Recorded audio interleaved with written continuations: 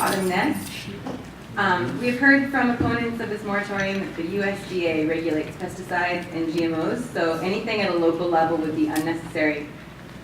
Yes, those federal regulations do exist, but all over the U.S., states and counties have been finding that the USDA is not doing its job, and local intervention is required for the health of people and wildlife there. I want to give you one powerful example from Hawaii. In 2006, the USDA was found guilty by a federal court of issuing illegal biofarming permits here in Hawaii.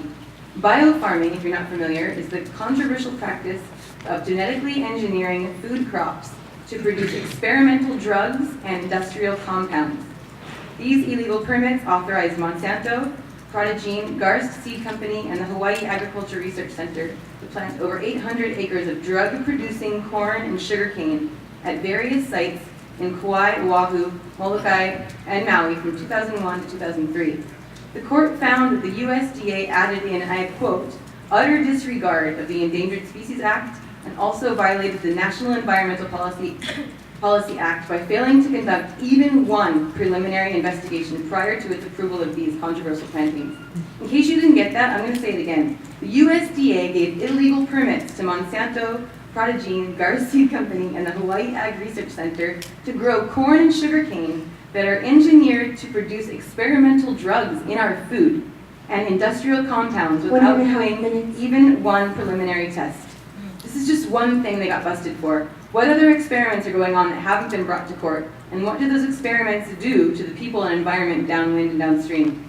And when the USDA was found guilty, I didn't find a single news story about it picked up by any major media source in the US or Hawaii. I had to dig for it. I can go on and on. Examples like these abound, and they're the reason that a moratorium makes sense. These guys will threaten us with a loss of jobs, but there are other options for these corporations that don't require them to lay them off. I don't know when the issue became about us bowing to corporations' models to keep jobs. It's a corporation's job to follow laws that are put in place to protect the healthy people of an island. Thank you. Good evening, Ms. Ness. Thank you for being here.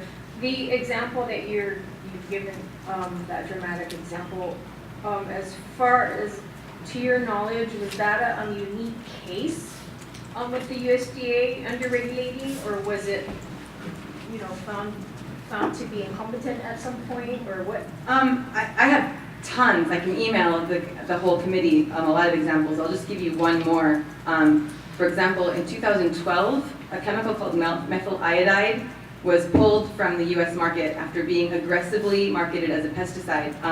It was used on strawberries, and now we know that it undeniably causes all kinds of liver, kidney damage, thyroid tumors, miscarriage, organ damage, all these really intense DNA damage, all these really intense health problems.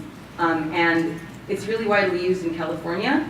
And the local communities of California were finding these clusters of all these really severe health problems, and it took them 5 years of legal battles against their own USDA, against their own state government, to get this pulled off the shelf. The USDA sold it hook, line, and sinker to the public, and it took 5 years of grassroots battles to get this thing off the market. Over and over and over again, there are examples of the USDA, the FDA, the EPA not doing their job, and it's only through diligence of local communities that these people are held accountable.